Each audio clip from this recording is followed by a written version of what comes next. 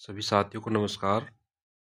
हम लोग police regulation पढ़ रहे हैं और इस पुलिस रेगुलेशन की सीरीज में अब तक हमने 5 पार्ट इसके कवर कर लिए हैं। और ये जो पार्ट है ये छठा पार्ट है, यानी कि आपका उत्तर प्रदेश पुलिस रेगुलेशन विनियम का ये अंतिम पार्ट होगा। ठीक है, ये लास्ट पार्ट है और इसमें हम जो है अध्याय 21 से लेकर 37 तक का जो है अंतिम पैरा जो भी होगा उसको हम कवर करेंगे। ठीक है, बाकी जो चैप्टर नंबर 21 से लेकर के आगे के जो भी प्रावधान होंगे, ज़्यादा प्रावधान नहीं है। बहुत से तो ऐसे हैं कि उसमें कुछ पैरा ही नहीं है, या पैरा है तो एक दो है जो हमें पढ़ना होता है, बहुत छोटा छोटा है, इसलिए हम इसको इस वीडियो में समाप्त करने की कोशिश करेंगे। बाकी इसकी पीडीएफ आपको टेलीग्राम पर मिल जाएगी। जो हम पहले पुलिस एक्ट पढ़ाए थे और फिर हम जो है उसके बाद पुलिस रेगुलेशन पढ़ाए हैं, तो दोनों की जो है पीडीएफ हम अपने टेलीग्राम पर आपको दे देंगे, वहाँ से आप उसको डाउनलोड कर लीजिएगा। तो ये जो पीडीएफ होगी वो इन दोनों क्लास की होगी जो हम पढ़ाए हैं यूट्यूब पर, उसी की पीडीएफ होगी। ठीक है, चलिए हम आज इसको शुरू करते हैं, देखते हैं इसमें क्या क्या प्रावधान है। भाग 2 ही हमारा चल रहा है अभी ये।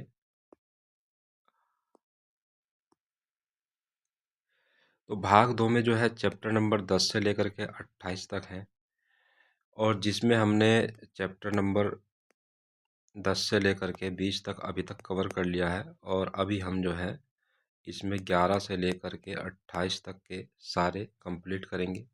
उसके बाद भाग 3 और भाग 4 उसको भी हम जो है कवर करेंगे। देखिए क्या है चैप्टर नंबर 21 क्या कहता है। आदेशिकाओं का निष्पादन पैरा नंबर 277 से लेकर 282 तक है। आदेशिकाओं पैरा नंबर 281 है ये, और ये क्या कहता है, असंज्ञेय मामलों में गिरफ्तारी वारंट रखने की समय सीमा। ठीक है, इम्पोर्टेंट है, ये पूछ लिया जाता है बहुत सी बार।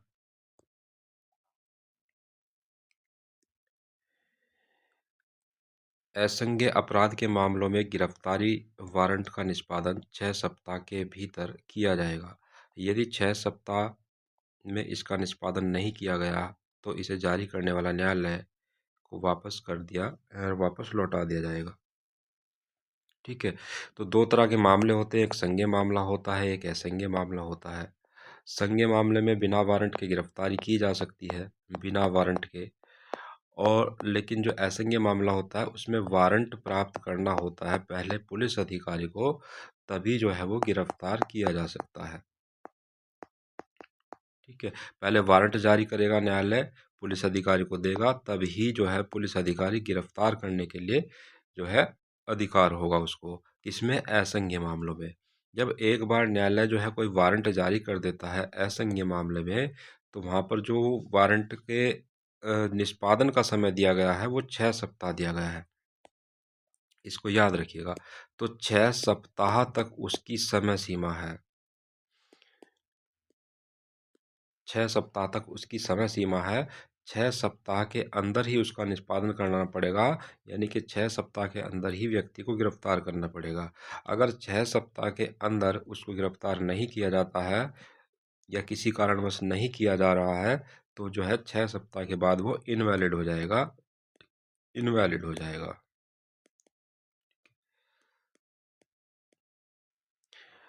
तो यहाँ पर पुलिस अधिकारी को उसको जो है कोर्ट को वापस करना पड़ेगा, कोर्ट को वापस लौटाना पड़ेगा। यही जो है पैरा 281 कह रहा है, 281 को याद रखेंगे। ठीक है, आदेशिकाएं क्या होती है? कोर्ट की आदेशिका होती है, समन होता है, वारंट होता है, कुर्की होती है, कुर्की का आदेश होता है, उद्घोषणा होती है, फरार व्यक्ति की उद्घोषणा होती है, ये सब चीज़ें होती है। तो उन्हीं के निष्पादन की बात की जा रही है कि उनका पालन कैसे किया जाएगा, इस चैप्टर में यही आपका बताया गया है। बाकी इसमें कुछ इंपॉर्टेंट नहीं है, 281 आप इसको याद रखेंगे। आगे चलते हैं हम चैप्टर नंबर 22 की तरफ। अभिलेख और गोपनीय दस्तावेज पैरा नंबर 283 से लेकर 300 तक है। जीडी लिखने के नियम पैरा नंबर 294 में बताए गए हैं, इसको आप डायरेक्ट याद रखेंगे। पैरा नंबर 297 है जीडी का सूर्यास्त पर बंद करना, ये भी आपको डायरेक्ट याद रखना है। और इसमें इंपॉर्टेंट याद रखना है कि जीडी को कब बंद कर दिया जाएगा, तो जैसे ही सूर्यास्त हो जाता है उसको बंद कर दिया जाएगा। ठीक है। जीडी क्या होता है, पुलिस थाने का एक जो है गोपनीय दस्तावेज होता है, और उसमें जो है दिन प्रतिदिन की होने वाली घटनाओं को दर्ज किया जाता है। ठीक है। जीडी मतलब जनरल डायरी। पुलिस एक्ट में इसमें जो हमारा पुलिस एक्ट है सेक्शन 44 में इसका प्रावधान है। जो पुलिस एक्ट हम पढ़ रहे हैं या पीछे पढ़ के आए हैं, उसमें सेक्शन 44 में जो है जीडी का प्रावधान है। ठीक। आगे देखते हैं पैरा नंबर 300 मुखबिर यानी कि गुप्त सूचक के संबंध में प्रावधान। तो कहा गया है, ये भी आपका इम्पोर्टेंट हो जाता है कि मुखबिर जो होते हैं यानी कि गुप्त सूचक के संबंध में प्रावधान। पुलिस बल का कोई सदस्य मुखबिर का नाम प्रकट नहीं करेगा। तो क्या होते हैं, पुलिस वालों के जो है कुछ लोग ऐसे होते हैं जो जासूस टाइप के होते हैं, उनको मुखबिर बोला जाता है, जो गुप्त सूचनाएं ला करके पुलिस को देते हैं। किसी अपराधी के बारे में कहाँ से कोई जानकारी मिली है या कहीं से कोई खोजबीन निकालनी है, तो वहाँ पर उसके बारे में वही मुखबिर होता है। तो अगर कोई पुलिस अधिकारी है और किसी मुखबिर से कोई सूचना प्राप्त करता है और उसको फिर सूचना को जो है कोर्ट में बताता है कि जो है मुझे सूचना मिली है मेरे मुखबिर द्वारा, तो वहाँ पर उसको जो है कौन मुखबिर है, कोर्ट यह नहीं पूछेगा कि वहाँ पर कौन मुखबिर है, उसका नाम प्रकट कीजिए। तो वहाँ पर ऐसा पुलिस अधिकारी उस मुखबिर का नाम जो है प्रकट करने के लिए बाध्य नहीं है, वहाँ पर वो प्रकट नहीं करेगा, क्योंकि ये जो है ये एक गुप्त सूचक के रूप में कार्य करता है। और अगर इसका नाम प्रकट कर दिया जाए तो दुश्मन लोग उसको मार देंगे और उसको हानि पहुंचा देंगे, तो फिर इस प्रकार का काम कोई करेगा भी नहीं। ठीक है, इसलिए जो है ये नियम बनाया गया है। अध्याय 22 आपका यहाँ पर समाप्त होता है। उसके बाद देखते हैं अध्याय 23 पुलिस थाने पर रखे गए लेखे पैरा नंबर 300 से लेकर 308 तक है। इसमें भी कुछ नहीं है, पूछा कुछ नहीं जाता है, बस इसमें ध्यान रखिएगा कि यह अध्याय पुलिस स्टेशन के वित्तीय प्रबंधन और उन रजिस्टरों से संबंधित है जिनमें पुलिस की दैनिक गतिविधियों का लेखा जोखा होता है। मतलब जो है पुलिस थाने में जो है क्या है, दिन प्रतिदिन का जो खर्च हो रहा है, ठीक है, खर्च हो रहा है, वित्तीय प्रबंधन के बारे में जो कुछ खर्च हो रहा है या पैसा कहीं से आ रहा है उसके बारे में ये जो है चैप्टर नंबर 23 बताता है, वित्तीय प्रबंधन के बारे में। तो इसको आप ऐसे याद रखें, बाकी कुछ इसमें खास पूछा नहीं जाता है। उसके बाद चलते हैं चैप्टर नंबर 24। चैप्टर नंबर 24 है भारतीय राज्य, 300 से लेकर 309 से लेकर 321 तक है। इसको पूरी तरह से समाप्त कर दिया गया है, इसकी कोई प्रासंगिकता अब वर्तमान में नहीं है। ठीक है, तो यह अध्याय पूरी तरह से समाप्त कर दिया गया है। उसके बाद चलते हैं चैप्टर नंबर 25 की तरफ, और इसका नाम है जन्म मरण की रिपोर्ट देना और उसका पंजीकरण। 322 से लेकर 327 तक है ये 327 है। ठीक है, क्या है इसमें कुछ इम्पोर्टेंट पैराग्राफ्स हैं, उनको हम देखते हैं। पैरा नंबर 322 जन्म मृत्यु की सूचना देने का चौकीदार का कर्तव्य है। ग्राम चौकीदार का यह कर्तव्य है कि वह गांव सभा अध्यक्ष को या उसकी अनुपस्थिति में उपाध्यक्ष या सचिव को यथाशीघ्र पंचायत के समानुदेशित क्षेत्रों में जन्म या मरण की सूचना दे। ठीक है। तो जब भी गांव में किसी की मृत्यु होती है तो ग्राम के चौकीदार का ये कर्तव्य बताया गया है कि ऐसे व्यक्ति की मृत्यु की सूचना जो है गांव के सभा अध्यक्ष को दे, या फिर गांव का सभा अध्यक्ष मौजूद नहीं है उसकी अनुपस्थिति में गांव के उपाध्यक्ष को दे या सचिव को दे। ठीक है। कितने समय में देगा? यथाशीघ्र देगा, जितनी जल्दी हो सके उतनी जल्दी देगा। ठीक है। तो पंचायत के समानुदेशित क्षेत्र में, मतलब पंचायत के जितने भी क्षेत्र हैं उसमें किसी का जन्म हो रहा है या उसकी मृत्यु हो रही है, किसी की मृत्यु हो रही है, तो वहां पर उसकी सूचना देने का कर्तव्य ग्राम चौकीदार पर सौंपा गया है। आगे देखते हैं। यदि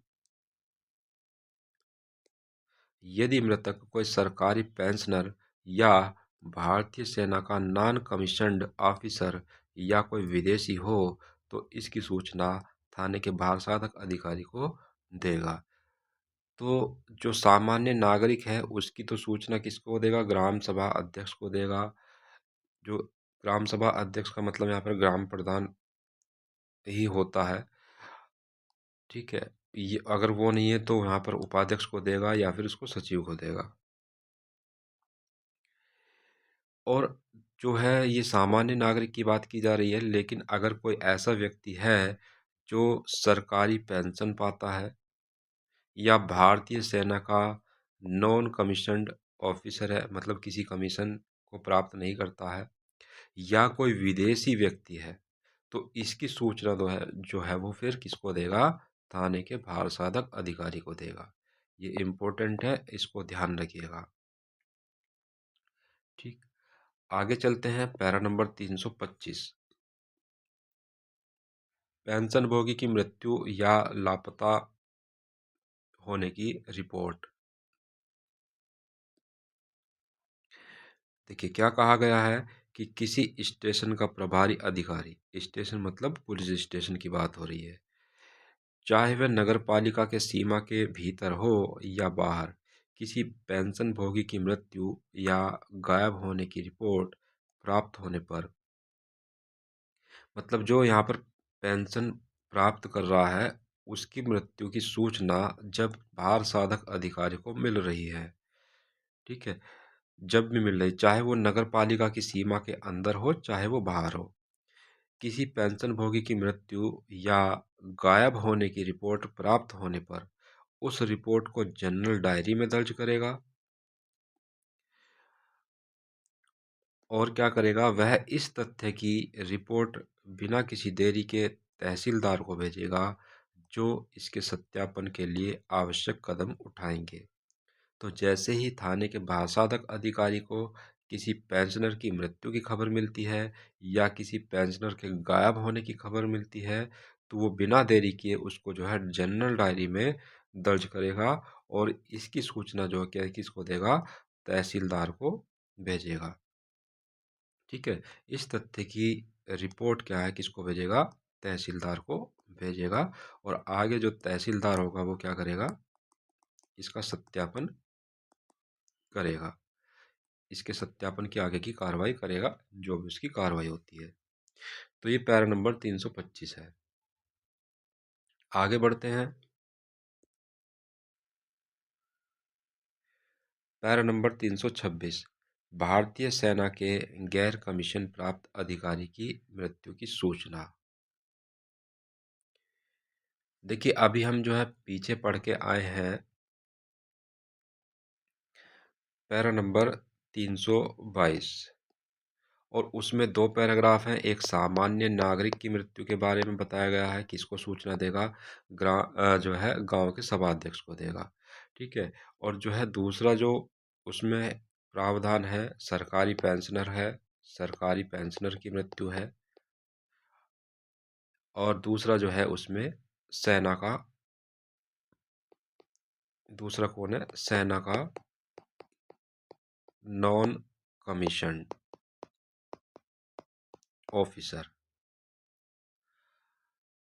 ठीक है। तो ये सरकारी पेंशनर जो है इसका प्रावधान हमने अभी पीछे देखा पैरा नंबर 325 में। और ये जो है इसका इसका प्रावधान कहाँ पर आ जाता है? पैरा नंबर 326 में। 326 में। तो जब इसकी मृत्यु होती है या इसके लापता की सूचना मिलती है तो किसको देगा? थाने का भार साधक अधिकारी तहसीलदार को उसकी सूचना देगा और तहसीलदार उसकी आगे की कार्रवाई करेगा, उसमें बता दिया गया। अब 326 जो है ये क्या कहता है कि जब थाने के भारसाधक अधिकारी को भारतीय सेना के नॉन कमीशन्ड ऑफिसर या सेना से अवकाश पर रहने वाले किसी व्यक्ति की मृत्यु की सूचना मिलती है तो वह इसकी सूचना तत्काल जिले के पुलिस अधीक्षक को देगा। पुलिस अधीक्षक इसकी सूचना उस रेजिमेंट के कमांडिंग अधिकारी को देगा जिससे मृतक संबंधित है। ठीक है, तो ये पॉइंट आपको याद रखना है, इसमें से भी क्वेश्चन आपका पूछा जाता है, ये भी आपका इम्पोर्टेंट हो जाता है कि जब सरकारी पेंशनर की मृत्यु की खबर पुलिस थाने के भारसाधक अधिकारी को मिलती है तो पुलिस थाने का भारसाधक अधिकारी उसकी सूचना किसको देगा? तहसीलदार को देगा। ठीक है, और जब सेना के नॉन कमीशन्ड का मतलब उसको पेंशन नहीं मिल रही है, पेंशन नहीं मिल रही है, पेंशन नहीं मिल रही है तो मतलब वो रिटायर नहीं हुआ है, रिटायर वो नहीं हुआ है। ठीक है, मतलब वो नौकरी पर वो अभी भी है। तो यहाँ पर जो कह रहा है कि जब ऐसे व्यक्ति की सूचना जो भारतीय सेना का नॉन कमीशन्ड ऑफिसर है उसकी सूचना मिलती है या फिर वो घर पर छुट्टी पर आया हुआ है, सेना से अवकाश पर आया हुआ है और उसकी मृत्यु की सूचना मिलती है जब थाने के भारसाधक अधिकारी को, तो वो इसकी सूचना किसको देगा? इम्पोर्टेंट पॉइंट है यहाँ पर, पुलिस अधीक्षक को देगा।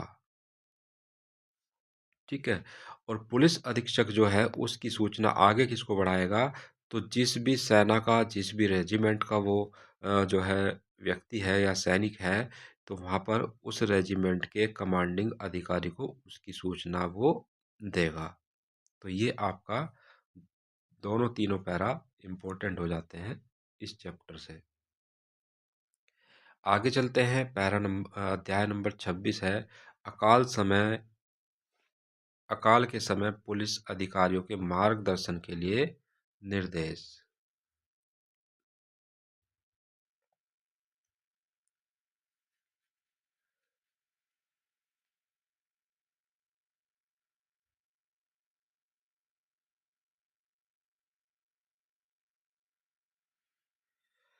तो ये देखिए क्या कहता है, इसको पढ़ते हैं थोड़ा सा।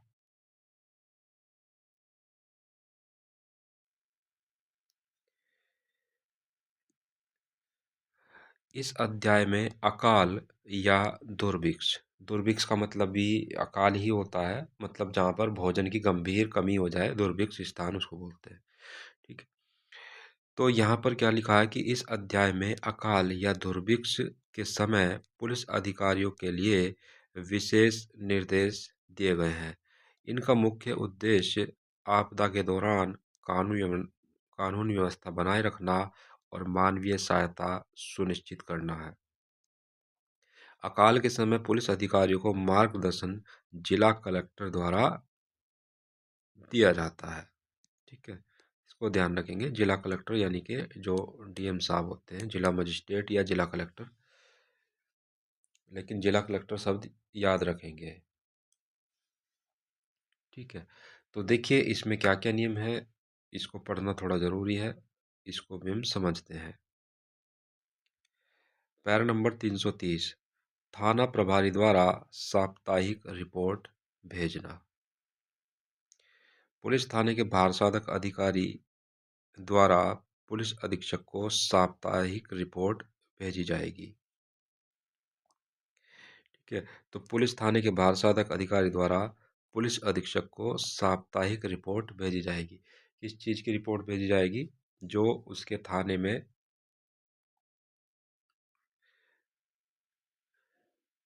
जो थाने का जो भारसाधक अधिकारी है वो किस चीज़ की रिपोर्ट भेजेगा कि जो है उसने अकाल के समय में जो है क्या क्या काम किए, कितना पैसा खर्च किया, किस चीज़ पे किया, इत्यादि बातें। ठीक है।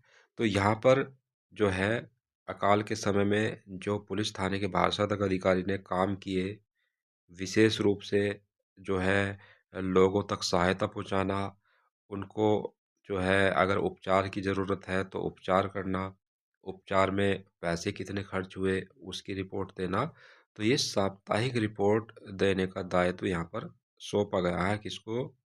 पुलिस अधीक्षक को वो देगा।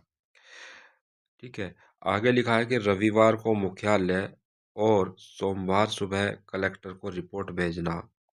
यह सुनिश्चित करता है कि जिले का वित्तीय बजट साप्ताहिक आधार पर संतुलित रहे।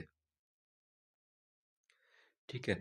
तो साप्ताहिक रिपोर्ट भेजी जा रही है। किसको भेजी जा रही है? पुलिस अधीक्षक को भेजी जा रही है। ठीक है। तो यहाँ पर देखिए क्या है कि लिखा हुआ है रविवार को मुख्यालय और सोमवार सुबह कलेक्टर को भेजना।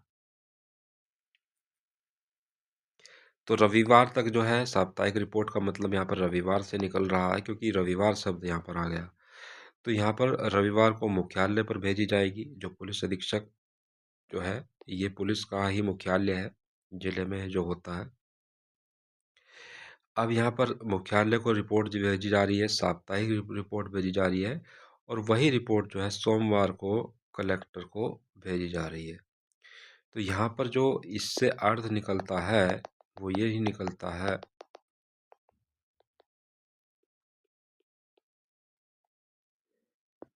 कि जिले का जो वित्तीय बजट है वो साप्ताहिक आधार पर है। तो वो जो है वीक टू वीक निर्धारित किया गया है।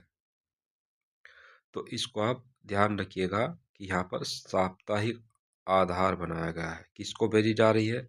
तो भार साधक अधिकारी द्वारा पुलिस अधीक्षक को भेजी जा रही है और वही रिपोर्ट जो है फिर कहाँ पर भेजी जा रही है?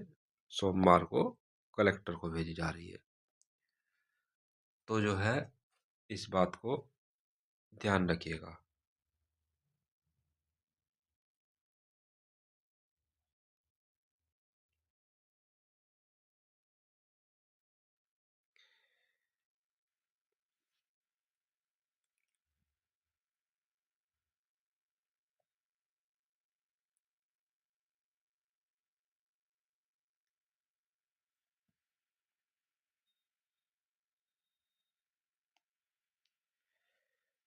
चलिए देखते हैं आगे जो है देखिए साप्ताहिक रिपोर्ट की बात है ये जो है इसमें आपको बताए किस तरह के चीज़ें होती हैं। इसमें होता है आपको बताए थे अभी कि अकाल के समय में कितने लोगों को उपचार किया गया, कितने लोगों को जो है उनको सेफ जोन में पहुंचाया गया। अगर उपचार की ज़रूरत है उनको तो उपचार दिया गया, उसमें कितना पैसा खर्च हुआ। ठीक है। अगर अकाल के समय में लोगों की मृत्यु हो रही है तो उन मृत्यु का आंकड़ा दिया जाता है। ठीक है। और अकाल के समय में जो है जो कोई बीमारी जैसे कोविड आया था और कोविड में जो है लोगों को कोविड हुआ, लक्षणों में कितना बढ़ोतरी हो रही है या लक्षण कम हो रहे हैं बीमारी के, ये सब चीज़ें। तो ये सब चीज़ें हैं, बाकी आपको ये याद रखना है इसमें जो आपको बताया कि किसको भेजी जाती है, किसके द्वारा भेजी जाती है। आगे देखते हैं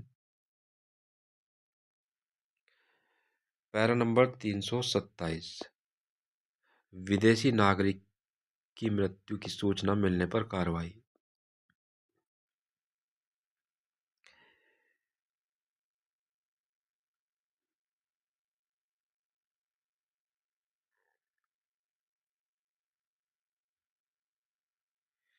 देखिए यहाँ पर मुझे लगता है ये गलत है थोड़ा सा, जो पैरा है इसको ठीक कर लीजिएगा। ये 330 होगा, 330 से 327 या 37 होगा ये, आई थिंक 37 होगा। तो इसको देख करके सही कर लीजिएगा। ठीक है। तो देखिए 327 क्या कहता है ये भी 37 होगा। चलिए एक बुक में देख लेते हैं एक बार।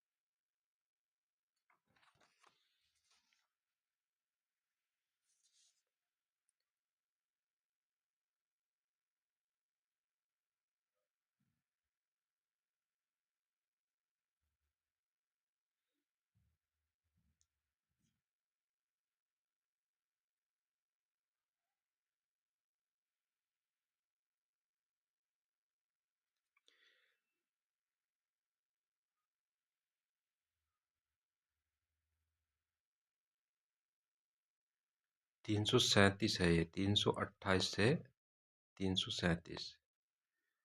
ठीक है, 328 से लेकर 337 तक है। इसको सही कर लीजिएगा। और ये जो आपका पैरा है, इसको भी देखते हैं।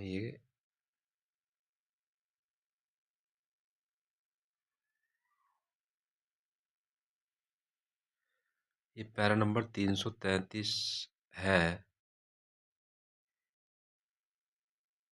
330।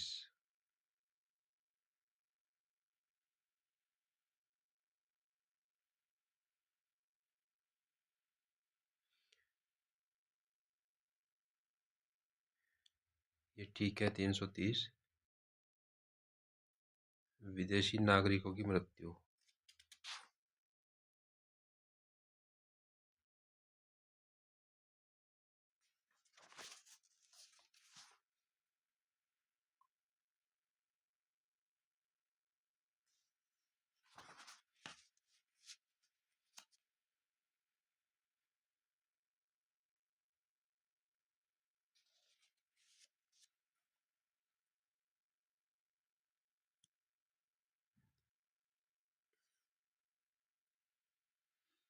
चलिए ये ठीक है। देखिए इसमें क्या हुआ है, इसको क्लियर करते हैं थोड़ा।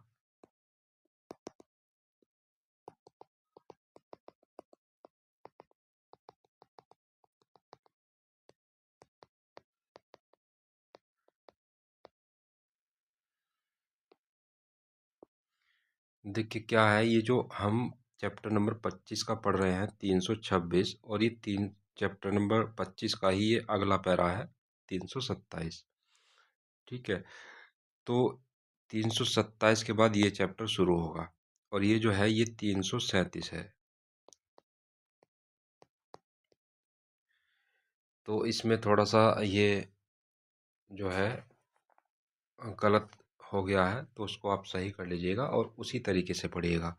326 के बाद 327 यहाँ पर चैप्टर 25 का है, इसको पढ़िएगा। उसके बाद इसको पढ़िएगा। तो 326 में बताया आपको भारतीय सेना का के गैर कमीशन प्राप्त अधिकारी की मृत्यु, और 327 में है किसी विदेशी नागरिक की मृत्यु की सूचना मिलने पर कार्रवाई। ठीक है, तो यहाँ पर जन्म मरण की रिपोर्ट देना और उसके पंजीकरण के बारे में है चैप्टर नंबर 25। और उसी में जो है पैरा नंबर 322 से लेकर 327 तक है, और ये जो 327 है ये चैप्टर नंबर 25 का ही है। तो इसको ऐसे पढ़ेंगे।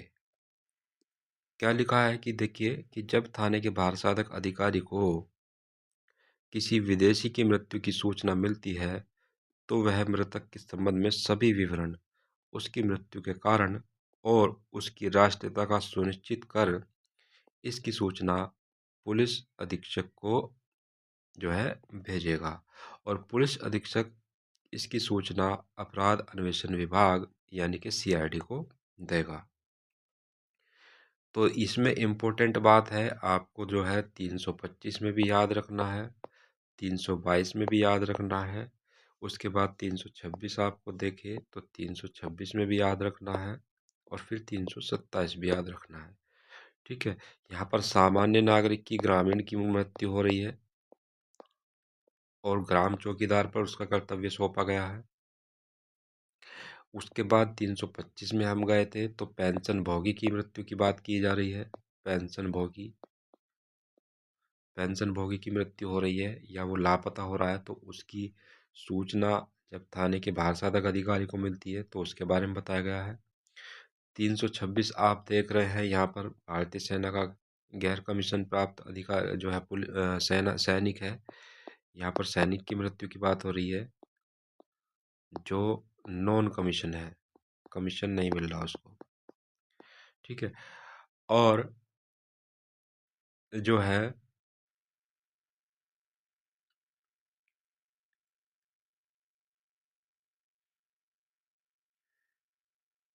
जो 27 है 327, इसमें विदेशी नागरिक की मृत्यु की सूचना की बात हो रही है। ठीक है, विदेशी नागरिक की मृत्यु की सूचना की बात हो रही है। तो इसमें चारों पैराग्राफ में आपको याद रखना है कि किसको सूचना दी जानी है, किसकी मृत्यु पर किसको सूचना दी जानी है। तो 27 की बात करें तो विदेशी नागरिक की जब मृत्यु की सूचना भारसाधक अधिकारी को मिलती है तो वो भारसाधक अधिकारी क्या करेगा, उसकी राष्ट्रीयता को सुनिश्चित करने के लिए क्या करेगा, उसको पुलिस अधीक्षक को भेजेगा, और पुलिस अधीक्षक उसको जो है आगे कहाँ भेजेगा, अपराध अन्वेषण विभाग को यानी कि सीआईडी को भेजेगा। तो यही इसमें बताया गया है। उसके बाद देखिए जो है चैप्टर नंबर ये आता है आपका 26, और इसको हम बताए आपको अकाल के समय पुलिस अधिकारियों के मार्गदर्शन के लिए निर्देश 328 से लेकर 337 तक। तो ये देख लिया था हमने, ये देख लिया था। अब देखते हैं पैरा नंबर 333, लावारिस लाशों का अंतिम संस्कार। ठीक है, तो लावारिस लाशें यानी कि अनक्लेम्ड बॉडीज को पुलिस द्वारा मृतक के धर्म के अनुसार जलाया या दफनाया जाना चाहिए। इस पर होने वाला व्यय यानी कि खर्च, एक्सपेंडिचर, घायलों और अभियुक्तों के परिवहन आदि के लिए स्टेशन को दिए गए स्थायी अग्रिम से पूरा किया जाएगा, न कि अकाल इम्प्रेस्ड से। ठीक है, तो देखिए क्या है, जब अकाल पड़ता है या फिर कोई ऐसी जो है आपदा आती है, वहाँ पर लोगों की मृत्यु भी होती है, और ऐसी दशा में कुछ ऐसी मृत्यु होती हैं जिनके बारे में किसी को पता नहीं होता है, वो लावारिस होती है। अनक्लेम्ड मतलब उन पर किसी ने दावा नहीं किया है कि ये हमारे परिजन की डेड बॉडी है। तो ऐसी दशा में क्या करेगी पुलिस, उसको अंतिम संस्कार उसका जो है कर सकती है, कर देना चाहिए उसके धर्म के अनुसार। ठीक है, जिस भी धर्म से वो ताल्लुक़ रखता है, या तो उसको जलाया जाए या उसको दफनाया जाए। और इस पर जो खर्च आएगा उस खर्च को कहाँ से पूरा किया जाएगा, तो देखिए लिखा है इसमें कि घायलों और अभियुक्तों को परिवहन आदि के लिए स्टेशन में दिए गए स्थायी अग्रिम से पूरा किया जाएगा। तो थाने में क्या होता है, एक खर्च का एक हिस्सा जो है रखा जाता है, जो किसको होता है, वो घायलों और जो अभियुक्त होते हैं उनको परिवहन आदि के लिए जो है रखा जाता है। तो जो इसके लिए जो खर्च रखा है उससे जो है अंतिम संस्कार या फिर दफनाने की प्रक्रिया को पूरा किया जाएगा, ना कि उस धन से जो कि अकाल के समय यानी कि अकाल और के समय जो ये आपका खर्च हो रहा है, यहाँ पर वित्तीय बजट ये वाला जो खर्च हो रहा है अकाल के समय में, उससे नहीं लिया जाएगा। तो इसको भी आपको ध्यान रखिएगा। आगे देखते हैं पैरा नंबर 336, थानों से पुलिस अधीक्षक को थानों से पुलिस अधीक्षक को भेजी जाने वाली आवधिक रिपोर्ट। आवधिक का मतलब नियतकालिक, मतलब एक टाइम पीरियड है। मतलब आवधिक नियत मतलब एक निश्चित समय, जैसे एक सप्ताह, साप्ताहिक यानी कि एक सप्ताह हो गया, या 15 दिन में एक बार हो गया, या फिर जो है 21 दिन में एक बार हो गया, या एक माह में एक बार हो गया। तो यहाँ पर नियतकालिक का मतलब वही है कि एक पर्टिकुलर टाइम की उसी टाइम पर जो है हर बार वो भेजा जाएगा। तो यहाँ पर कहा गया कि आवधिक रिपोर्ट पुलिस थाने के पार्षद द्वारा अधीक्षक को उसके द्वारा विहित तिथि पर पेश की जानी चाहिए जो संबंधित होगी। तो जो भी तारीख वो बताएंगे, यानी कि पुलिस अधीक्षक जो भी तारीख बताएंगे, उसी अवधि को, उसी तिथि पर जो है उसको एक आवधिक नियतकालिक जो है पीरियड, टाइम पीरियड में उसको भेजा जाएगा। अब उसमें रिपोर्ट में जो क्या होगा, क्या किस किस चीज़ से वो संबंधित होगी, उसके बारे में बताया गया है। पहला है कीमत वृद्धि या खाद्यान्न की कमी के कारण अपराधों में वृद्धि। दूसरा है किसी जरूरतमंद को कोई अपेक्षा, भूखे व्यक्तियों का घूमना। ठीक है, तो किसी ज़रूरतमंद को कोई जो है, कोई किसी चीज़ की जो है ज़रूरत है उसके बारे में, या फिर भूखे व्यक्ति हैं घूम रहे हैं समाज में, उसके बारे में। तीसरा पॉइंट है मृत्यु दर में असामान्य वृद्धि।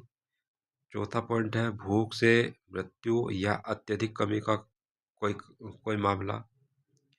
ठीक है, या फिर पांचवा पॉइंट है थाने के क्षेत्राधिकार में प्रवास या अप्रवास, यानी कि थाने का जो जुडिक्शन है उसमें कुछ लोग आए हैं, आकर रहने लगे, या कुछ लोग बाहर गए हैं उस सीमा से, उसके बारे में।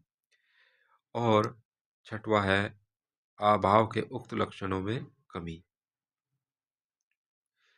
तो इन लक्षणों में कोई कमी आई है उसके बारे में भी जो है बताया जाएगा। यानी कि कहा गया है कि थाने से जो पुलिस अधीक्षक को भेजे जाने वाली आवधिक रिपोर्ट है उसमें क्या क्या होगा, ये इसमें बताया गया है किस किस चीज़ से वो संबंधित होगी। तो मूल रूप से जो ये आपका जो है चैप्टर नंबर 26 चल रहा है, वो अकाल के समय मृत्यु से संबंधित है। ठीक है, तो जब अकाल पड़ता है, जो 1861 का ये कानून है, उस समय में बहुत अकाल पड़ता था। भारत इतना विकसित नहीं था, ग्रामीण समाज ज़्यादा था, खेती पर निर्भर ज़्यादा था। ठीक है, तो व्यवस्थाओं की कमी थी, तो बहुत सारी ऐसी चीज़ें थी। तो जो है उस दौरान की बातें हैं, और उसी दौरान का ये जो है नियम है।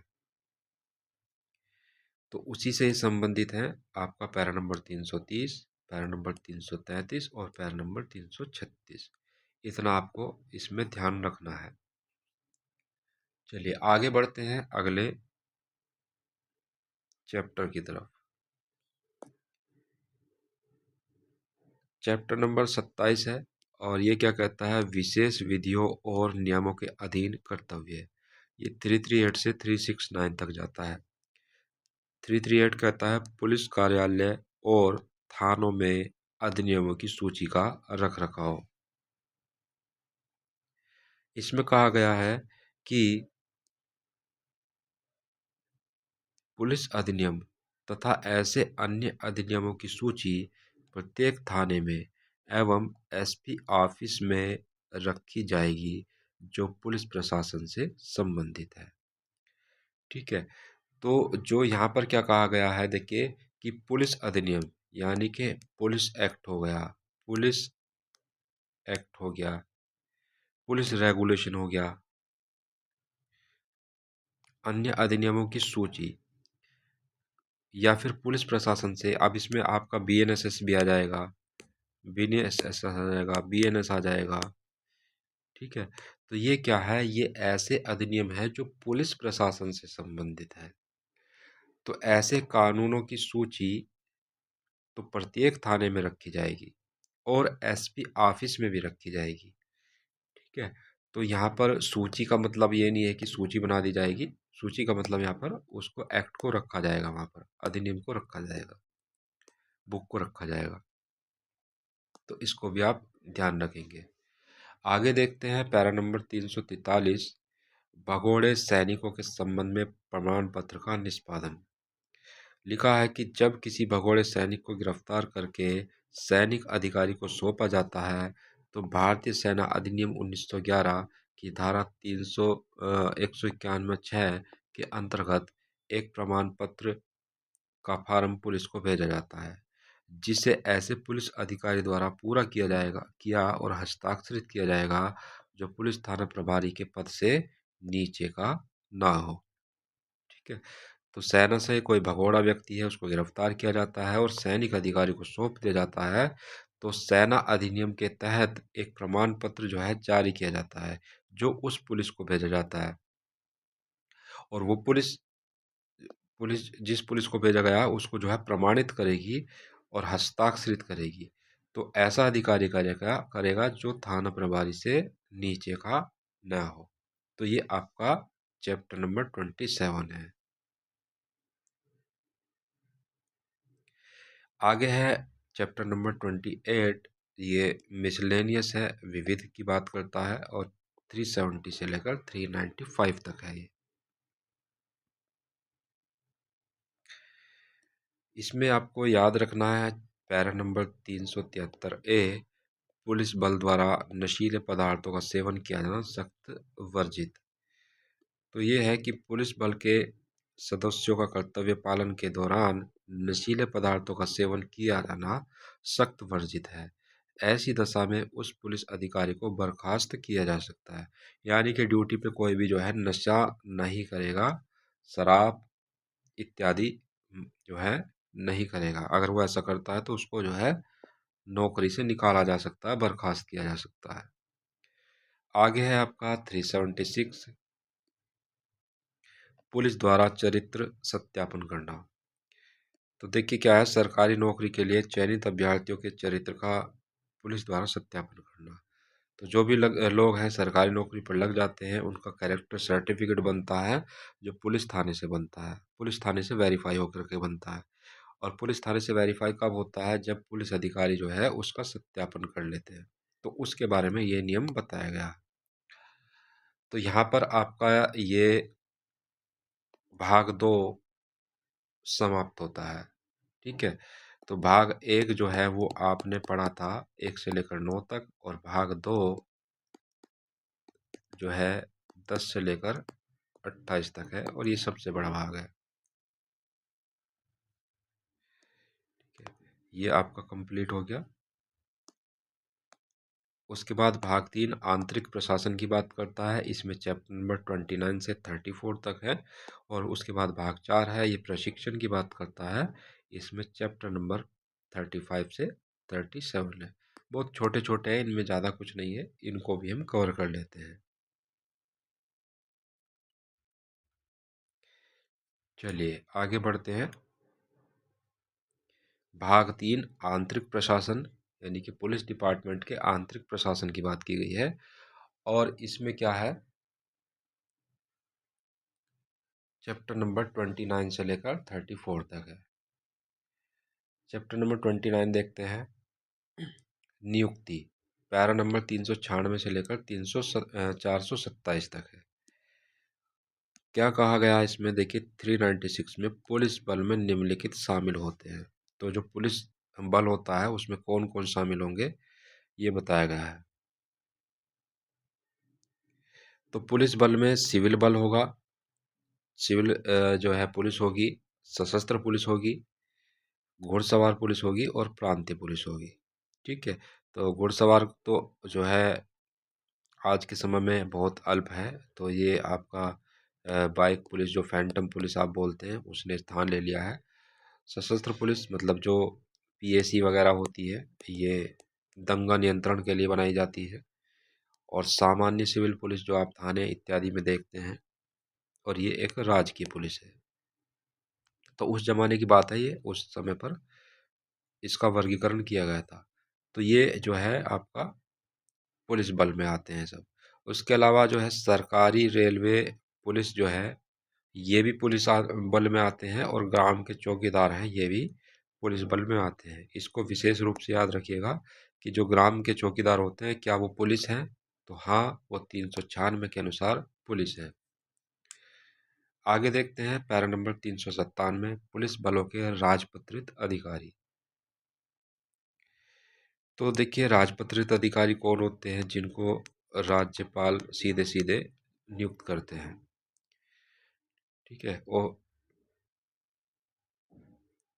और कौन कौन होंगे ये? गजेटेड ऑफिसर, मतलब इनको जो है गजट में इनका नाम निकाला जाता है कि ये व्यक्ति होंगे। सबसे पहले महानिदेशक यानी कि डीजीपी, उसके बाद महानिरीक्षक यानी कि आईजी, उसके बाद है आपका उप महानिरीक्षक यानी कि डीआईजी, उसके बाद है पुलिस अधीक्षक यानी कि एसपी। लिखा है देखिए, बड़े जिलों में एक वरिष्ठ पुलिस अधीक्षक और दो पुलिस अधीक्षक होते हैं, एक ग्रामीण और एक जो है शहरी। बोल देते हैं SP city, SP city, SP crime भी हो जाते हैं कई बार, एसपी क्राइम, एसपी रूरल इत्यादि। तो एक जो है एसपी होता है जिले में, और जो बहुत बड़े जिले होते हैं उसमें दो एसपी भी हो जाते हैं। एक एसएसपी हो जाता है, सीनियर सुपरिटेंडेंट ऑफ पुलिस, और एक जो है दो जो है आपके एसपी हो जाते हैं। आगे देखते हैं सहायक अधीक्षक और पुलिस अधीक्षक।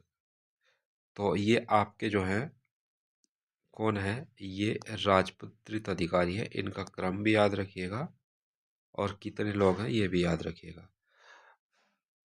क्या लिखा है देखिए इसमें, 1984 से पूर्व उत्तर प्रदेश पुलिस का सबसे बड़ा पुलिस अधिकारी महानिरीक्षक होता था। ये होता था सबसे बड़ा, लेकिन 1984 में अधिसूचना द्वारा इस पद को उच्चीकृत कर दिया गया है और महानिदेशक के नए पद का सृजन किया गया है। पुलिस महानिरीक्षक को क्षेत्रीय महानिरीक्षक के रूप में अभिहित किया गया है। तो ये आपका अभी ये सबसे बड़े पुलिस अधिकारी होते हैं, यूपी की बात करें। आगे देखते हैं पैरा नंबर 398, पुलिस बलों के अराजपत्रित अधिकारी। तो ये जो है गैजेटेड ऑफिसर है और ये नॉन गैजेटेड ऑफिसर है। इसमें कौन कौन आते हैं? देखिए, इसमें इंस्पेक्टर आते हैं, इसमें सब इंस्पेक्टर आते हैं, इसमें हेड कांस्टेबल आते हैं, और इसमें जो है कांस्टेबल आते हैं, सिपाही या कांस्टेबल। इनको आरक्षी भी बोलते हैं, आरक्षी।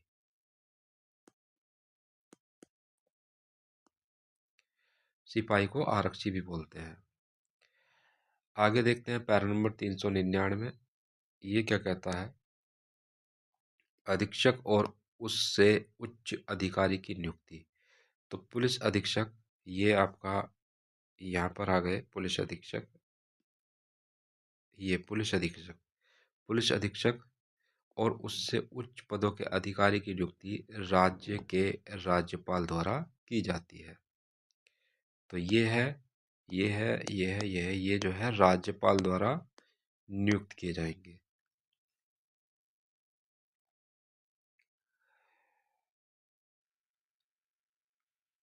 ठीक है। बाकी ये भी अधीक्षक हैं, तो ये सहायक है, और ये उप अधीक्षक है, तो ये भी है, ये भी इसी के अंतर्गत आ रहे हैं वैसे तो इसको भी ध्यान रखेंगे। लेकिन हम जो है विशेष रूप से अधीक्षक शब्द को याद रखें कि इनकी जो नियुक्ति है वो राज्यपाल द्वारा की जाएगी। आगे है पैरा नंबर 400, सहायक अधीक्षकों की नियुक्ति। देखिए यहाँ पर हमने थोड़ा सा यहाँ पर ये इसमें आ जाएगा सहायक अधीक्षक,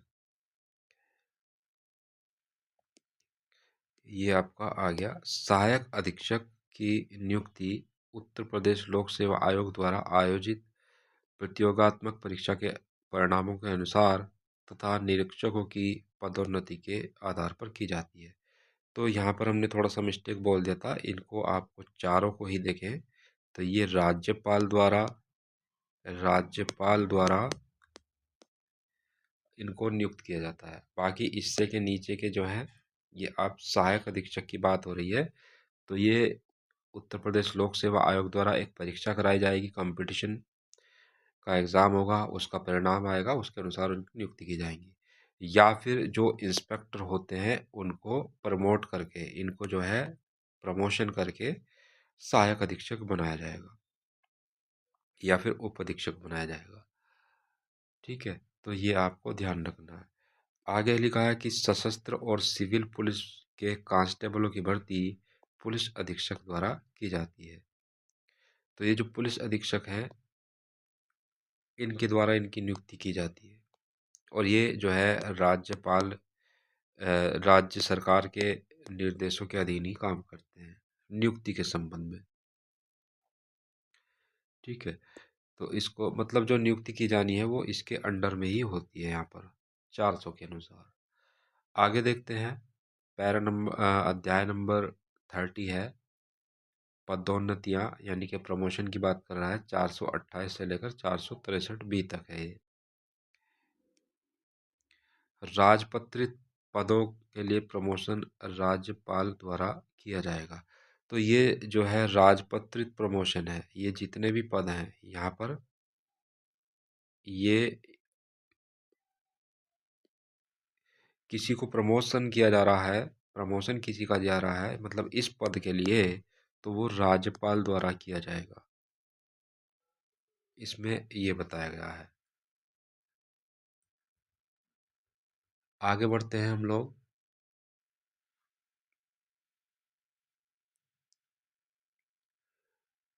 अध्याय 31 पारितोषिक यानी कि इनाम की बात की जा रही है। पैरा 464 से 476।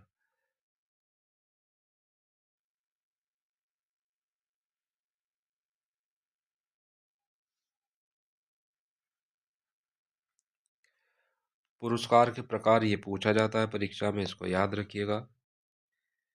पुलिस को 4 प्रकार के इनाम दिए जाते हैं। पहला, अपराधियों की गिरफ्तारी और दोष सिद्धि का मार्ग बताने वाली सूचना के लिए। दूसरा, अच्छी सेवा या बहादुरी के निश्चित कार्यों, वीरता प्रशिक्षण के दौरान उत्तम कार्य तथा वार्षिक हथियार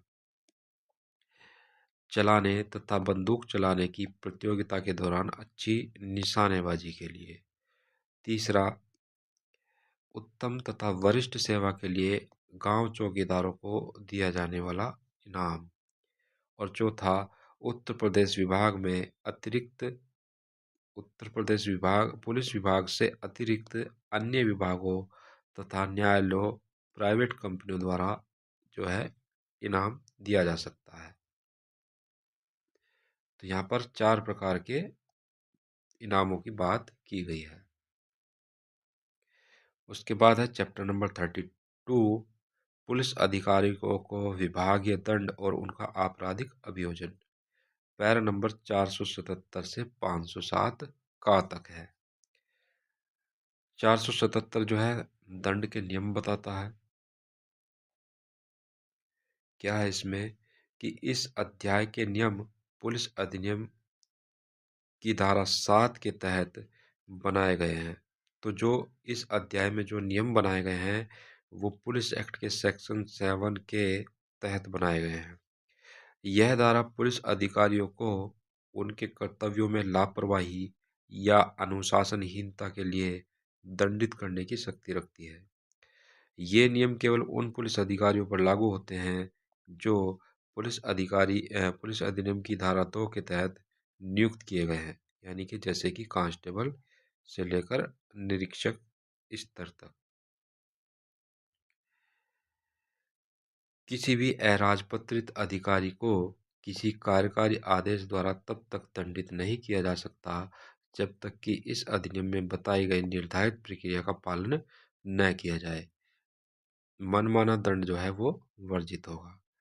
तो किसी भी अराजपत्रित अधिकारी को यदि किसी कार्यकारी आदेश द्वारा दंडित किया जा रहा है तो पहले चैप्टर नंबर 32 के जो नियम दिए गए हैं उनका पालन करना पड़ेगा। आगे है पैरा नंबर 478 पुलिस एक्ट की धारा 2 के तहत लिखा हुआ है। पुलिस एक्ट की धारा 2 के तहत नियुक्त किए गए सभी अधिकारियों के विभागीय दंड।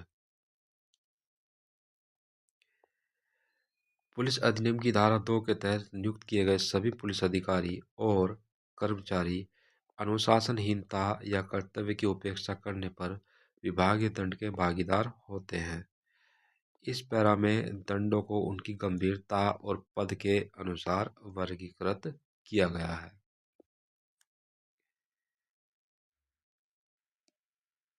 पैरा 481 बर्खास्तगी यानी कि जब वो पदच्युत होता है और पद से हटाया जाना। बर्खास्तगी का आदेश केवल तब पारित किया जाएगा जब अधिकारी का आचरण उसको बल में अवांछनीय बना देता है। ठीक है।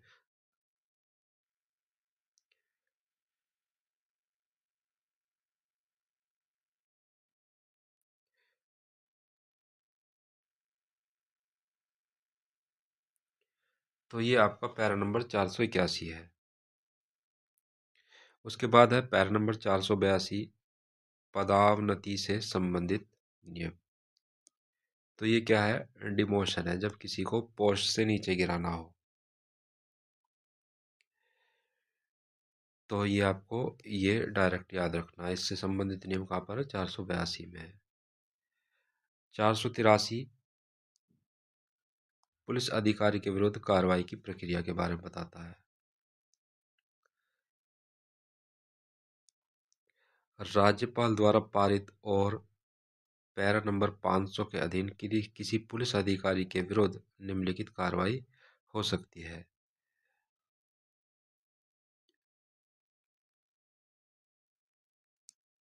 देखिए, राज्यपाल द्वारा पारित और पैरा 500 के अधीन किसी पुलिस अधिकारी के विरुद्ध निम्नलिखित कार्रवाई हो सकती है।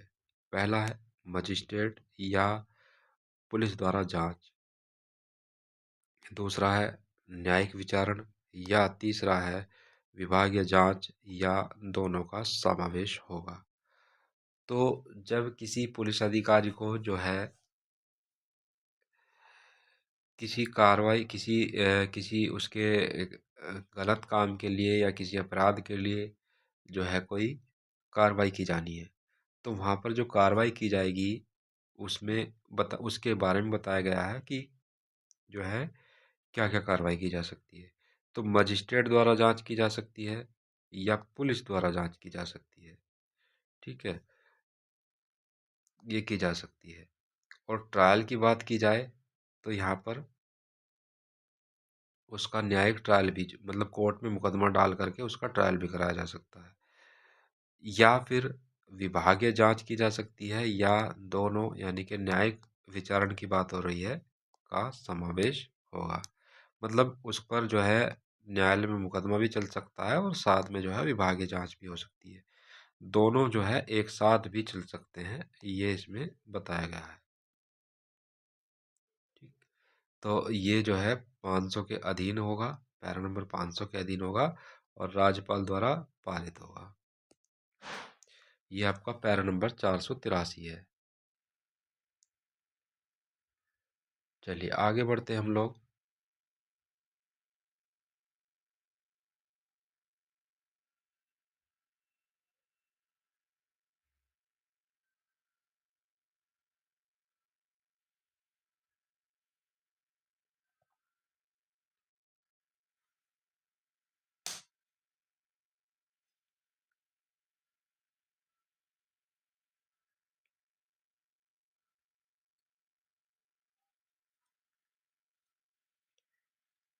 Para number 488।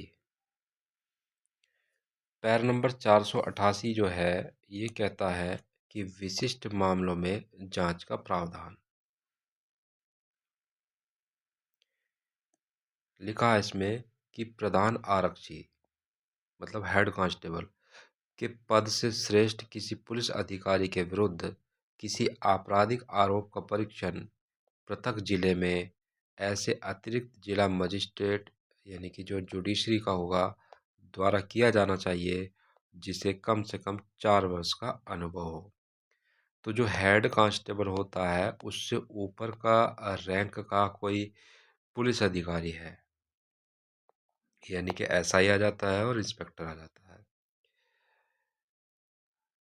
उस पर किसी आपराधिक आरोप अगर लगाया जा रहा है तो उसका जो विचारण किया जाना चाहिए, वो परीक्षण किया जाना चाहिए या विचारण किया जाना चाहिए, वो उस ज़िले से अतिरिक्त किया जाना चाहिए। मतलब जहाँ पर उसकी ड्यूटी लगी हुई है, उस ज़िले से अतिरिक्त ज़िले में उसका ट्रायल किया जाना चाहिए और ऐसे मजिस्ट्रेट द्वारा किया जाना चाहिए जिसको कम से कम 4 वर्ष का अनुभव रहा हो। इसको भी ध्यान रखिएगा। उसके बाद है 489A, राजपत्रित अधिकारियों द्वारा विभागीय जांच की निष्पक्षता। राजपत्रित अधिकारी जो किसी मामले में अभियोजन साक्षी है, मतलब मुकदमे के साक्षी है। अभियोजन मतलब जिसने आरोप लगाया है, वो वाला पक्ष, या जिसने उस मामले में पहले प्रारंभिक जांच की है, पुलिस अधिनियम की धारा 7 के अधीन उन मामलों की कार्रवाई का संचालन नहीं करेगा। तो इसमें जो ये कहना चाह रहा है कि राजपत्रित अधिकारी, ऐसा कोई भी पुलिस गजेटेड ऑफिसर जो अभियोजन का साक्षी है। ठीक है, अभियोजन का साक्षी मतलब जो एपीओ है या फिर पब्लिक प्रोसिक्यूटर है, उसका साक्षी है कौन है, ये राजपत्रित अधिकारी है, या जिसने उस मामले में पहले कभी जांच की है, या उसने जो है मतलब राजपत्रित अधिकारी ने पहले कभी जांच की है। मान लीजिए एक पुलिस है और उस पर कोई मामला आता है और उसकी विभागीय जांच होती है। विभागीय जांच होती है, कोई विभागीय जांच होती है और वहाँ पर जो है एक गैजेटेड ऑफिसर, एक राजपत्रित अधिकारी ने जो है क्या किया, जांच कर लिया। अब मान लीजिए वही पुलिस वाले पे दोबारा से कोई आरोप लग गया, तो अब जो है जो जांच करेगा ये वाला नहीं करेगा, उसको मना कर दिया है जिसने पहले प्रारंभिक जांच की है। ठीक है, तो अगर वो दोबारा करता है तब भी नहीं, लेकिन यहाँ पर प्रारंभिक शब्द आ रहा है तो मतलब यहाँ पर उसने कोई प्रारंभिक जांच कर ली है। मान लीजिए पहले कोई छोटी मोटी जांच कर ली या प्राइमा फेसाई पहले कोई जांच कर ली और बाद में मामला जो है कोर्ट में गया, कोर्ट ने आदेश दिया कि जो है आप जो है दोबारा से जांच करो, तो यहाँ पर प्रारंभिक जांच तो उसने पहले कर रखी है, अब दोबारा से वही अधिकारी नहीं जांच करेगा। तो यहाँ पर निष्पक्षता को जो है बताया गया है कि राजपत्रित अधिकारियों द्वारा विभागीय जांच की निष्पक्षता। ठीक है, तो यहाँ पर इसको बताया गया है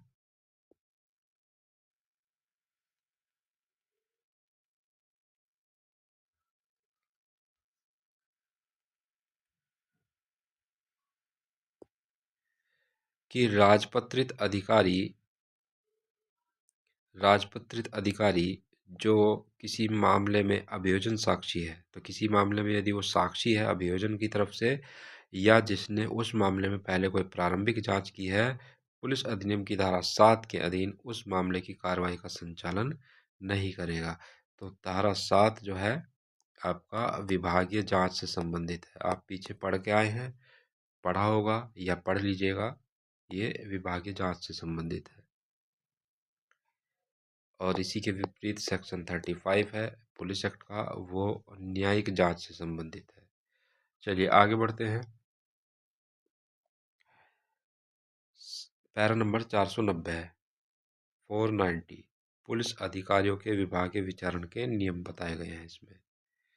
और इसमें आप ये देखते हैं नवा क्लॉज, ये क्या कहता है कि सभी मामलों में जिनमें पुलिस अधीक्षक, निरीक्षक हो या उप निरीक्षकों की बर्खास्तगी या पद से हटाने की प्रस्तावना करता है, अंतरिम आदेशों के लिए जिला मजिस्ट्रेट के माध्यम से उप महानिरीक्षक पुलिस को मामलों को अग्रेसित करेगा।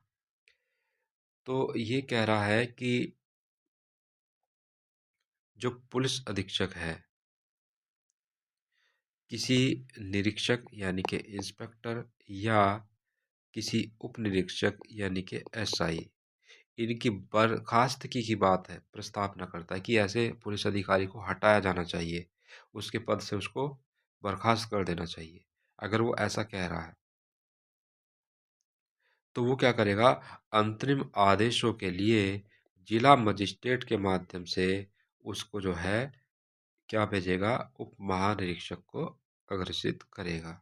तो यहाँ पर जो ये पुलिस अधीक्षक है सीधे महानिरीक्षक को नहीं भेजेगा रिपोर्ट, ये किसको भेजेगा कि ये मजिस्ट्रेट के माध्यम से, यानी कि जिला मजिस्ट्रेट को उससे कहेगा कि आप जो है इसको आगे भेजो कि ऐसे व्यक्ति को पद से हटाया जाए।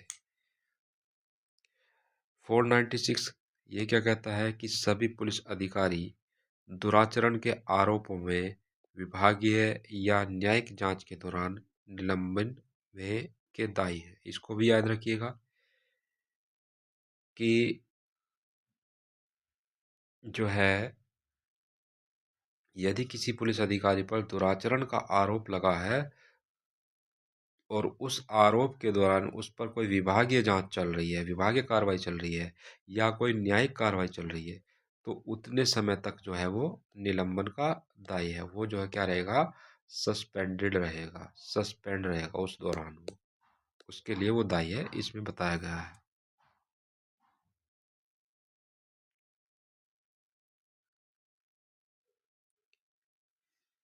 आगे देखिए क्या है, भूप नारायण झा वर्सेस बिहार राज्य। निलंबन का उद्देश्य निलंबित कर्मचारी के विरुद्ध निष्पक्ष या स्वतंत्र जांच को सुनिश्चित करना है तथा यह अंतरावर्ती या अंतरिम प्रकृति का होता है। मतलब ये परमानेंट नहीं होता, ये अंतरिम होता है, अस्थायी होता है। ठीक है, ये इस केस में कहा गया है। तो केस वेस तो इतना याद नहीं रहते हैं, और लेकिन ये जो है निलंबन शब्द को थोड़ा सा स्पष्ट करने का प्रयास किया गया है। तो सभी केस जो है याद नहीं रहते हैं परीक्षा के दौरान, उस समय पर याद रहता है तो वेल एंड गुड है, और ज़रूरी नहीं है कि जो केस आपको बताए हैं या आप पढ़ रहे हैं कहीं से भी वो परीक्षा में आ जाए। परीक्षा में कुछ भी आ सकता है। बहरहाल आगे बढ़ते हैं, देखते हैं इसमें चैप्टर नंबर 33, अपील, पुनरीक्षण, याचिकाएं और शासकीय दस्तावेजों की प्रतिलिपियां। 508 से 519 का तक है। 508 क्या कहता है, राजपत्रित अधिकारी द्वारा की जाने वाली अपील को विनियमित करने के नियम।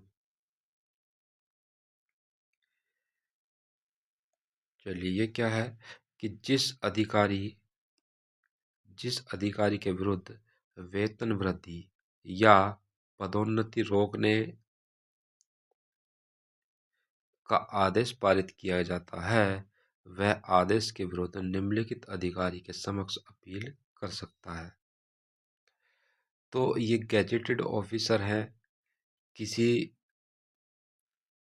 नॉन गैजेटेड ऑफिसर के विरुद्ध कोई आदेश पारित करते हैं, यानी कि उसका वेतन वृद्धि रोक देते हैं कि इनका जो है सैलरी नहीं बढ़ाई जाए, या उसको जो है पदोन्नति रोक देते हैं कि इसको प्रमोशन नहीं दिया जाए। तो वहाँ पर वो जो है अधिकारी या गैर राजपत्रित अधिकारी, नॉन गजेटेड ऑफिसर अपील कर सकता है। तो कहाँ कर सकता है उसके बारे में बताया गया है। महानिदेशक के आदेश की अपील, यदि महानिदेशक ऐसा आदेश देता है तो उसकी अपील कहाँ होगी, स्थानीय सरकार के समक्ष होगी। महानिरीक्षक के आदेश की अपील, और यदि ऐसा आदेश महानिरीक्षक देता है तो उसकी अपील कहाँ पर होगी, ये यहाँ पर होगी, महानिदेशक के पास होगी। अगला है उप महानिरीक्षक, इसकी अपील महानिरीक्षक के पास होगी। लेकिन यदि उप महानिरीक्षक आदेश पारित करने के बाद महानिरीक्षक के पद पर नियुक्त कर दिया जाए तो महानिदेशक के समक्ष अपील होगी। देखिए क्या है ये कि यदि ऐसा आदेश उप महानिरीक्षक ने पारित किया है तो इसकी अपील कहाँ पर होगी, महानिरीक्षक पर होगी। ठीक है। लेकिन जब यहाँ पर ये आदेश दिया, इसने आदेश दिया ये, और यही प्रमोशन होकर के ये महानिरीक्षक बन गया। अब इसमें कहा गया है कि जो ये है, इसने कोई आदेश दिया है तो इसकी अपील यहाँ पर होगी, और यही व्यक्ति जो है यहाँ पर फिर से पहुंच गया, तो सेम व्यक्ति है अगर, तो इसकी अपील यहाँ पर ना होकर के फिर इसकी अपील महानिदेशक के पास होगी। यही बताया गया है कि लेकिन यदि उप महानिरीक्षक आदेश पारित करने के बाद महानिरीक्षक के पद पर नियुक्त कर दिया जाए तो महानिदेशक के समक्ष जो है इसकी फिर अपील होगी। आगे कहा गया है, देखिए, पुलिस अधीक्षक की अपील उप महानिरीक्षक के पास होगी। यानी कि यदि कोई आदेश जो है, पुलिस अधीक्षक जो है क्या करता है, एसपी ऐसा आदेश पारित करता है, तो उसकी अपील कहाँ पर होगी, उप महानिरीक्षक के पास होगी। तो इसकी अपील यहाँ पर होगी। अगला बिंदु है, यदि किसी पुलिस अधिकारी को उसकी परिवीक्षा की समाप्ति के पूर्व ही सेवा मुक्त करने का आदेश पारित कर दिया गया है और उस सेवा मुक्त के आदेश के विरुद्ध कोई अपील नहीं होगी, तो फिर क्या होगा, उस सेवा मुक्त के आदेश की कोई अपील नहीं होगी।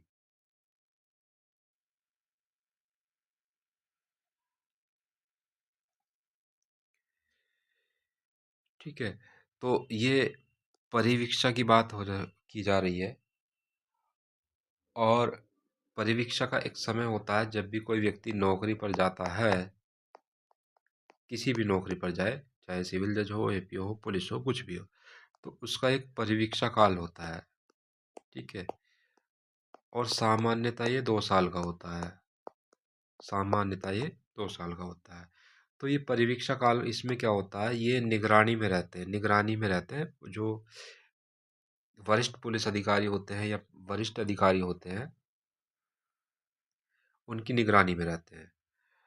और ये सामान्यतः 2 साल होता है, और 2 साल के अंदर की बात हो रही है। यदि ऐसा आदेश उस परिवीक्षा काल के समाप्त होने से पहले, यानी कि 2 साल पूरे होने से पहले उसको सेवा मुक्त कर दिया जाता है, उसको हटा दिया जाता है, पद से हटा दिया जाता है, तो उस सेवा मुक्त के आदेश के विरुद्ध कोई अपील नहीं होगी। ये इसमें ऐसा बताया गया है। आगे देखते हैं। आगे लिखा हुआ है कि अपील आदेश की प्राप्ति की तिथि से 3 महीने की अवधि के अंतर्गत दाखिल की जानी चाहिए, लेकिन विशिष्ट कारण दर्शित करने पर अपीलीय अधिकारी 6 माह के अंतर्गत अपील दाखिल करने की अनुमति दे सकता है।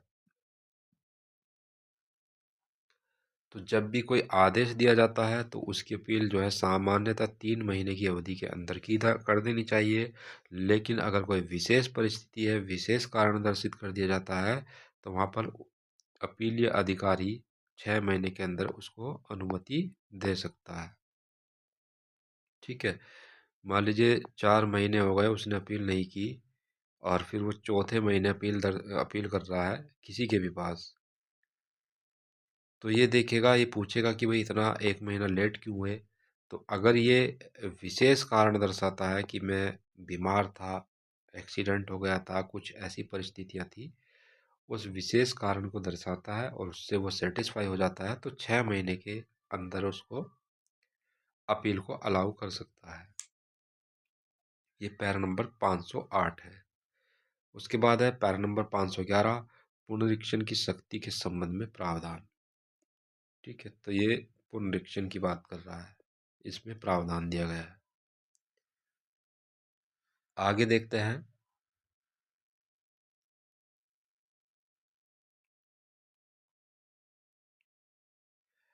चैप्टर नंबर 35, स्थानांतरण, यानी कि ट्रांसफर की बात कर रहा है ये। और इसमें कहा गया है 520 से लेकर 526 तक है। पैरा नंबर 523 क्या कहता है, स्थानांतरित अधिकारियों को 10 दिन के अंदर जो है कर्तव्य से भार मुक्त होना।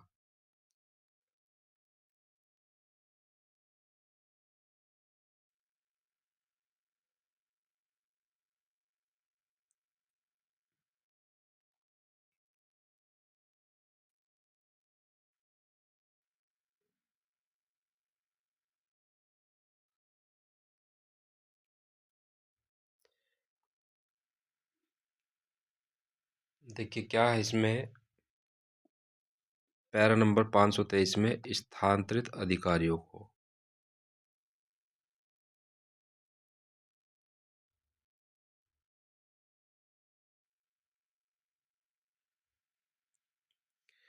10 दिन के अंदर कर्तव्य से भार मुक्त होना। तो जब किसी व्यक्ति का ट्रांसफ़र होता है, ठीक है, तो ऐसा नहीं है कि आज ट्रांसफ़र हुआ तो और आज ही जा कर के उसकी जॉइनिंग करे। तो उसको 10 दिन का समय दिया जाता है, ठीक है, कि 10 दिन के अंदर जो है आप उस जगह पर जाइए और जॉइन कीजिए। तो ये 10 दिन आपको याद रखना है कि उसको जो है 10 दिन उसके कर्तव्य से मुक्त कर दिया जाएगा। मतलब 10 दिन तक जो है उसको, या उसको आप छुट्टी मान लीजिए कि छुट्टी दे दी 10 दिन की, या उसको आप ये मान लीजिए कि 10 दिन का समय दिया है, अपना व्यवस्था बनाइए जा कर के वहाँ पर अपना पद सँभालिए। तो ये 10 दिन का समय दिया जाता है, पैरा नंबर 523 में।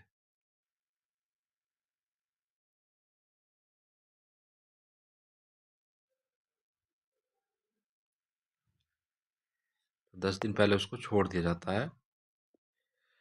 आगे है आपका 526, ग्राम चौकीदार का स्थानांतरण की बात की जा रही है। और इसमें है कि ग्राम चौकीदार का स्थानांतरण उसकी सहमति के बिना नहीं किया जाएगा। तो यहाँ पर क्या है, जो ग्राम चौकीदार होते हैं उनका ट्रांसफ़र अगर करना है तो उसमें उस ग्राम चौकीदार की सहमति ली जाएगी। बिना उसकी सहमति के उसका ट्रांसफ़र नहीं किया जाएगा। तो ये चैप्टर नंबर आपका 35 है, और ये आपका भाग 3 आपको बताए थे कि भाग 3 जो है आपका वो 29 से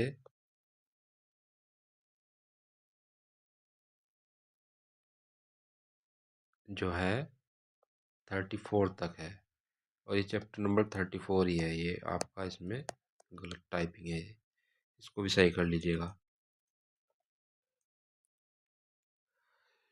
ठीक है।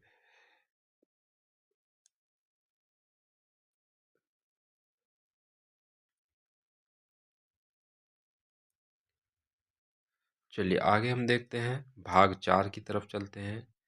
भाग 4 प्रशिक्षण के बारे में बात करता है।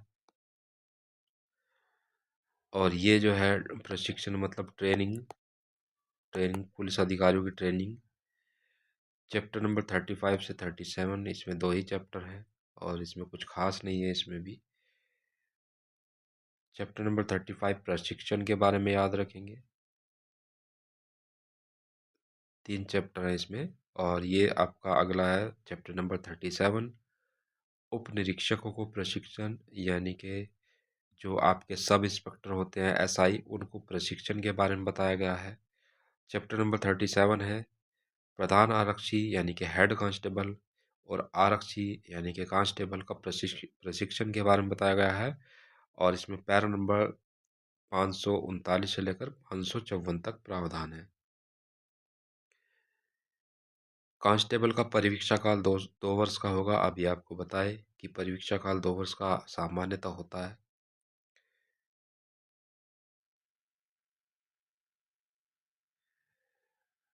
यदि ऐसे हेड कांस्टेबल की नियुक्ति सीआईडी द्वारा की जाती है तो परिवीक्षा काल 3 वर्ष का होगा। और यदि नियुक्ति घुड़सवार पुलिस में ट्रांसफर से हुई है तो परिवीक्षा काल उसका पैरा 84 के अनुसार होगा। तो इसमें ये याद रखिएगा, हेड कांस्टेबल का परिवीक्षा काल 2 साल का। लेकिन यदि हेड कांस्टेबल की नियुक्ति सीआईडी द्वारा, ठीक है, सीआईडी मतलब सेंट्रल इन्वेस्टिगेशन डिपार्टमेंट द्वारा की जाती है तो परिवीक्षा काल मतलब 3 वर्ष का वहाँ पर होगा उसका फिर। और यदि नियुक्ति घुड़सवार पुलिस से में ट्रांसफ़र से हुई है, मतलब जो ट्रांसफ़र होकर के आया है घुड़सवार पुलिस से, तो परिवीक्षा काल जो है फिर पैरा 84 के अनुसार होगा। तो ये आपका भाग 4 भी समाप्त हुआ। और पुलिस रेगुलेशन आपने पढ़ा, ठीक है। और ये यूपी एपीओ में प्रीलिम्स में 15 नंबर का आता है, पुलिस एक्ट और पुलिस रेगुलेशन दोनों मिला करके। एक पुलिस एक्ट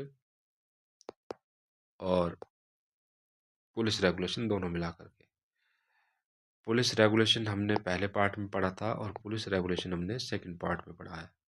इसमें 4 भाग हैं, 4 भाग हैं इसमें। पहला भाग जो है आपका 1 से लेकर के 9 तक है, चैप्टर 9 तक है। और इसमें पैरा जो है 1 से लेकर 96 तक जाते हैं। दूसरा पार्ट है इसमें, वो आपने पढ़ा चैप्टर नंबर 10 से लेकर के 28 तक जाते हैं। और इसमें 97 से लेकर ये आपके 395 तक जाते हैं। और फिर उसके बाद पार्ट 3 पढ़ा आपने, इसमें चैप्टर 29 से लेकर जो है 34 तक है। और इसमें आपके 396 से 596 तक जाते हैं। और उसके बाद जो है भाग 4 पढ़ा आपने, इसमें आपके 35 से लेकर 37 तक हैं। और पैरा की बात करें इसमें तो 527 से लेकर 554 तक है। ठीक है, तो इसकी पूरे की पीडीएफ आपको मिल जाएगी। आप टेलीग्राम पर सर्च कीजिएगा A@A1JA। ठीक है, चैनल सब्सक्राइब करेंगे, वहाँ पर आपको जो है इसकी पूरी पीडीएफ मिल जाएगी, दोनों की, पुलिस एक्ट की भी और पुलिस रेगुलेशन की भी। इसको पढ़िए और रिवीजन करिए, बार बार रिवीजन करिए। हमने कोशिश की है कि एक पर्याप्त मात्रा में जो है स्टडी मटेरियल मिले और जो है पर्याप्त हमें पढ़ने को मिले, क्योंकि ये रेगुलेशन बहुत बड़ा पार्ट है। 554 इसमें पैरा है, इतना पढ़ने को नहीं आता है, इतना पढ़ा भी नहीं जाता है। तो जो मुख्य प्रावधान है, परीक्षा में संभावित प्रावधान है, उनको हमने पढ़ाया, चर्चा किया। और कुछ भी आपको अगर पूछना हो इस पूरे जो है विषय से संबंधित, आप हमें कमेंट कर सकते हैं या हमें मैसेज भी कर सकते हैं टेलीग्राम पर जा कर के। तो आप जो है इसको पढ़िए, रिवीजन करिए बार बार, एमसीक्यू भी लगाए, एमसीक्यू ज़रूरी होता है और इसके बिना आपकी तैयारी अधूरी रहती है। तो इसको आप करिए, बाकी हम जो है अगला जो भी विषय होगा उसको हम जल्दी शुरू करेंगे। तब तक के लिए धन्यवाद और आपको बहुत बहुत शुभकामनाएं।